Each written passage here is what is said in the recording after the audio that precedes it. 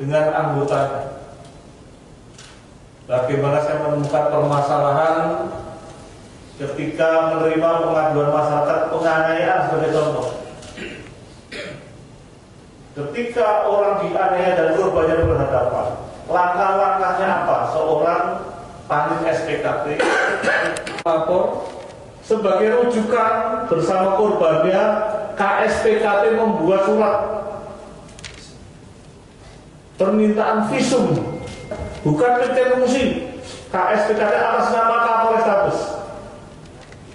Kenapa demikian? Karena posisi ada di depan, ada di SPKT. Di Kepresrim minta bantuan Iden untuk moto mengambil gambar sesuai dengan aslinya pada saat melapor. Bahkan berita pengambilan foto, pengambilan foto korban pengaduan penganiayaan dilampirkan di LP-nya, di print segera, lampirkan tanda tangan Presiden. Itulah menandakan hari itu juga ada kejadian begitu. Jadi keaktualan pengaduan itu dapat dipertanggungjawabkan, fungsi pelayanan itu pada masyarakat. Dengan demikian, peran SPKT yang saat ini ke depan sebagai pamaka kembali seperti dulu itu ada. Dirujuk di rumah sakit terdekat mana untuk bisa dilakukan pengambilan visum.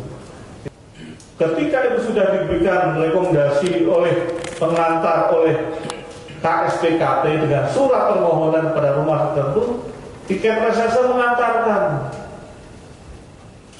perintahkan mengantarkan ke rumah terdekat untuk visum sebagai bukti awal bahwasanya memang betul lukanya tersebut bagian daripada sebuah dampak penganiayaan akibat benda tajam, benda ringan, benda berat, benda tumpul dan seterusnya. Yang anggotanya dititipkan di piket fungsi, tolong jalankan dengan sebaik-baiknya di lini terdepan. Begitu masuk, kemudian LW tersebut sudah dilengkapi dengan fotonya, rujukan untuk proses waktunya kapan keluarnya. Sehingga itu mengalir manajerialnya di fungsi reserse. Kasat dilimpahkan pada Wakasat didelegasikan. Wakasat membuat disposisi pada Kanit. Kanit membuat disposisi pada Kasubnit. Itulah yang saya nilai manajerialnya tadi. Apa bunyinya? Kita memiliki niat yang baik untuk mereformasi yang jelek-jelek harus kita hilangkan. Jadi kalau kalian memiliki integritas, kalian akan maju ke depan dengan nyaman. Itu yang saya harapkan, kalian memiliki cara kerja yang cepat. Speednya dipercepat, Pak. Dan bisa kerjasama untuk membuahkan suatu tujuan kita. Kita itu tujuan kita membuat terangnya tidak pidana atau memutuskan itu bukan peristiwa pidana. Ya pada akhirnya kalau ada peningkatan kualitas, tidak sia-sia Mabes Polri menggelontorkan semacam namanya reformasi, transformasi, itu tidak istilah saja. Saya katakan kalau kalian acuannya terlibat dan catur wasiat sampai kapan kalian jangan takut menghadapi permasalahan.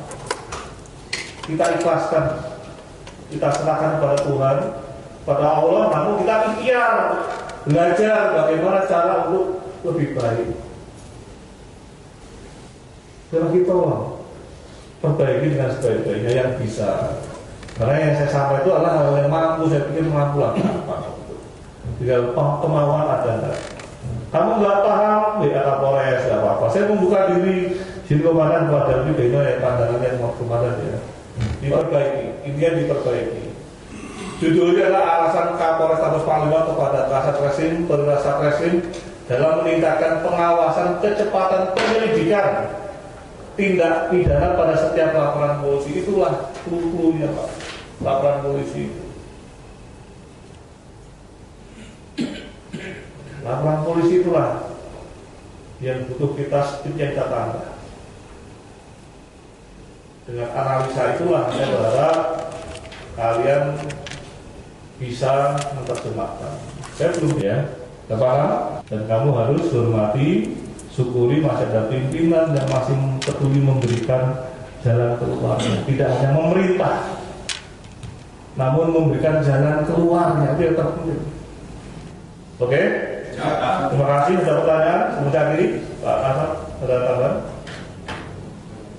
Pak Kasat? Yang lain? Asuh? Terakhir ada pertanyaan? Cukup ya? Oke, terima kasih. Saya lagi mohon maaf apabila penjelasan saya menyinggung perasaan, itu tidak niat saya. Sekali lagi itu keinginan saya untuk menjelaskan kepada rekan-rekan sejelas-jelasnya supaya bisa mewarnai penegakan hukum dengan baik. Oke, terima kasih. Sekali lagi mohon maaf.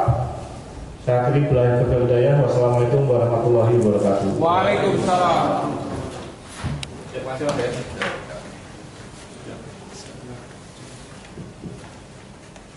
Boleh.